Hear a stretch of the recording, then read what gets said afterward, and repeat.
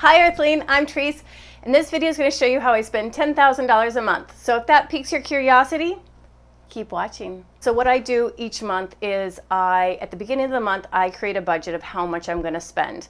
And then at the end of the month, then I can see what I projected I'd spend compared to what I thought I would spend. So I'm going to show you June's budget because that's the last one that's complete. So first is the income. Me and my husband both work for ourselves, and I take $4,000 from my business income and bring it in as my paycheck each month, and he takes $6,000 from his business and brings it in to our account and brings it in as his paycheck each month. So that adds up to a total of $10,000. Then I sort my transactions by status to see which ones I went over that month. So the first one is the housekeeper, and this is such a luxury. I bow down in eternal gratefulness to Lena every single time she comes, and she comes 3 times a month. You'll see that it's a little bit over, and that's because we also had our windows washed this month, which that money was just well spent. So then you'll see gifts. Gifts looks a little high, and I budgeted $250, which isn't a small number, but then I totally blew that out at $442. So let's just click on it and see where it went. So the Buttercup Bake Shop, my cousin has celiac disease, so she can't eat gluten. And so I said, I could pick up a gluten-free cake here in the city because they live out of the city. That costs $45. Then my family is big gift givers, and anytime somebody has a birthday, we give them $50. And there was 2 birthdays in June, so I gave them each $50. Then the $50 withdrawal, I forgot about the teacher gift. How could I forget about the teacher gifts? They shape the world. Anyway, $50 for her. Then a Buona Vinos, that was a little wine to a summer kickoff barbecue that we were invited to. Mackenzie River Pizza for $100. That was my Father's Day gift. I am a big believer in Father's and Mother's Day gifts. I owe everything to them. Then the $75 withdrawal, my son had 2 birthday parties. One, we gave a $25 gift, which is usually the number we give.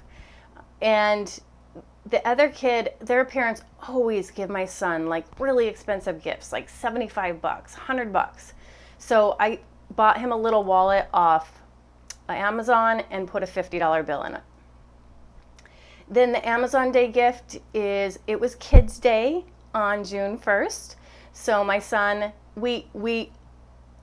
he buys everything unless it's his birthday, Christmas, or like Kids Day or Valentine's Day, he gets a small gift.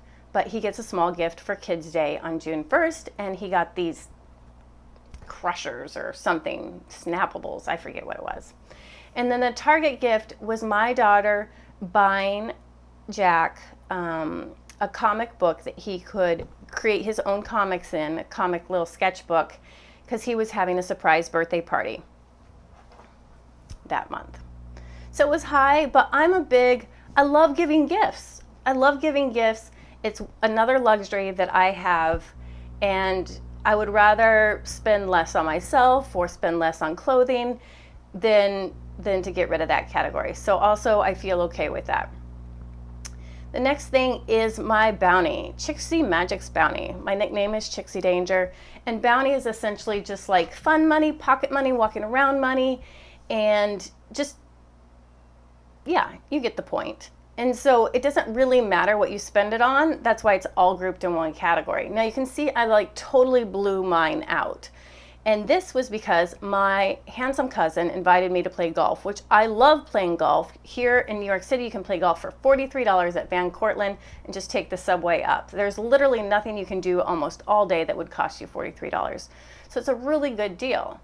However, my cousin has champagne taste. He's like, Trice, I'll be picking you up in Uber Black, and he takes me to this golf course where it's $180 per round, and then I bought the Uber back home. So I normally take the subway, but that happened right at the beginning of the month. And it is also my birthday month. So normally I would try to squeeze and conserve, but it's like, it's my birthday month and that doesn't happen all the time. And I did say, hey, rich cousin of mine, you must be richer than me because my budget can't handle this. So I invited him to play Van Cortlandt next time, or cards, something cheaper. But that happens, and that's not a big deal if, that it's just correcting it so it doesn't happen over and over and over. Baby supplies, we put all our kids' supplies in one category, so this isn't really baby supplies. Here in New York, what they have you do is that if you want to make your life easier, you can buy the school supplies for the next year, the last day of school, the current year. So you'll see $138 right here. That's Jack's school supplies for the fall. So I don't have to go and run around. They're just delivered right to his desk. And the rest is diapers and wipes. Because Charlie, my baby girl, she's 11 months old. So that's why that went over, because I didn't budget for the school supplies. You would think after 2 years I would remember, but... And then kids' clothing, let's see what that is. Oh, this is my handsome husband. He loves for the kids to look nice, and so do I, of course, but he's like, I saw these so cute clothes, and he just bought them, and then he bought a raincoat for Jack. Very atypical, actually, that we buy clothes very often. He has 2 drawers. We live minimalistically, so he has 2 drawers for all of his clothes. So that is an unusual amount.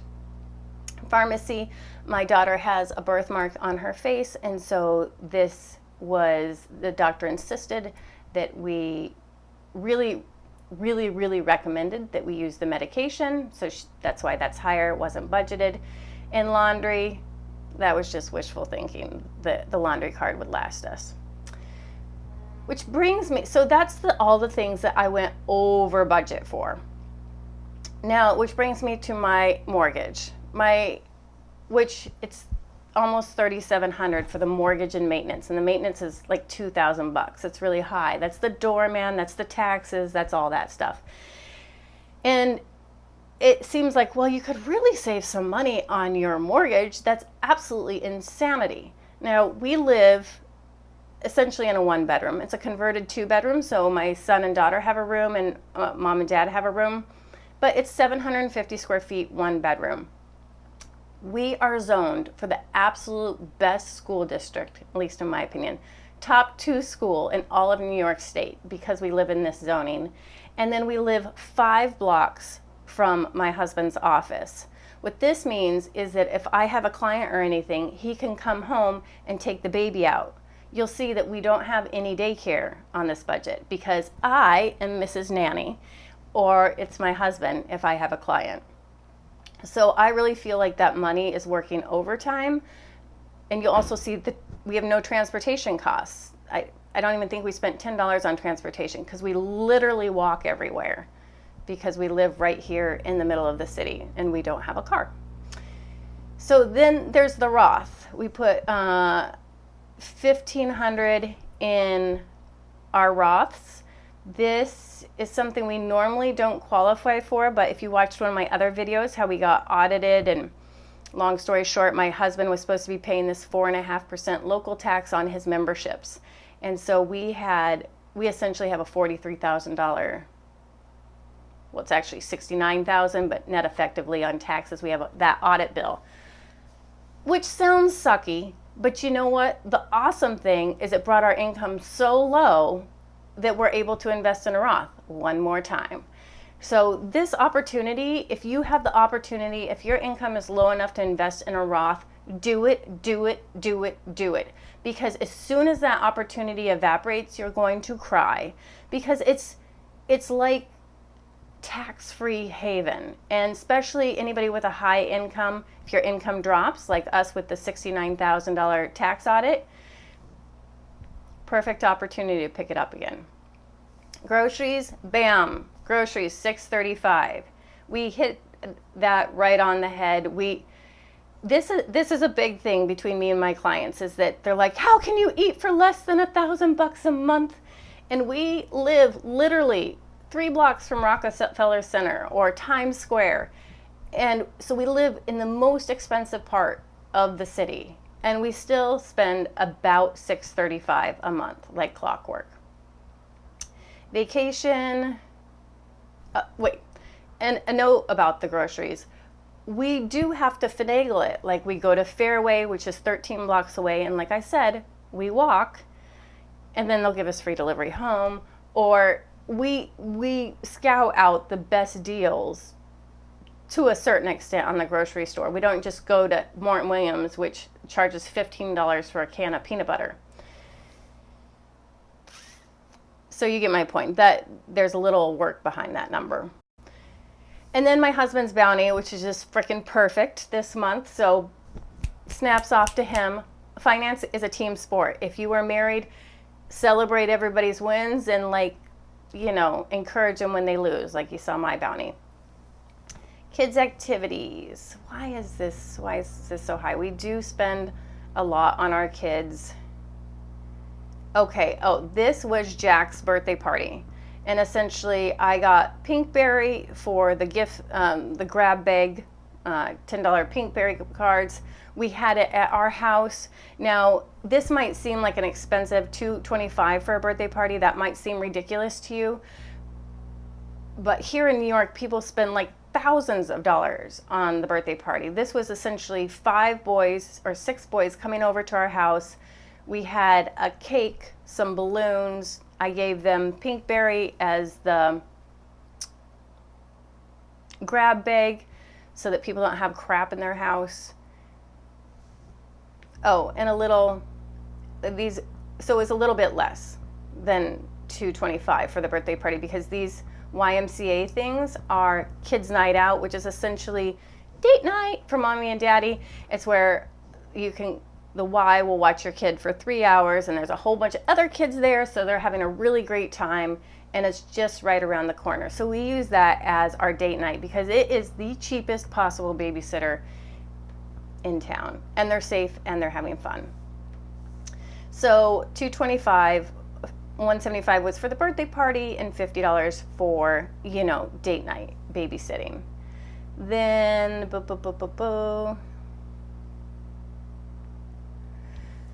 so you'll see the 529s don't look like they're funded. That's because I do this, the market was too high to invest. I do this thing called value averaging, and it said, it's too high, don't put any money in. That's the gym at the Y. That's the doctor. This is the doctor bills for Charlie. My daughter's going to see her face, and she had this helmet thing. Life insurance in case we both die. The kids won't be broke. I always budget a little something for clothing. That's because I'm not much of a shopper, but I feel like if I see something in the window, I go in and try it on and it looks good, I can get it because it's in my budget. Most of the time, this stays empty. But I like to always have 100 there. Con Edison, like I said, our house is really small in relative to other people, so $77 there. Daycare, I guess that's the YMCA. I could move that kids' night out down here. We didn't spend anything on our hair, even though we always leave a little budget. There's our transportation cost, $29. And I have clients that spend $300 on taxis a month. I know, that seems crazy town. We also love to have flowers in the house. We usually always have flowers. And then we didn't spend money on anything else. But you'll see that we brought in $10,000. We spent about $8,600 and have $1,400 left over. And of that $8,600, $1,500 was to the Roth. So we really spent about $7,092 and allowed us to save about $3,000 this month. And over here, you can see how good I was at spending what I said I was going to spend. I said I was going to spend $8,800 and I spent $8,600.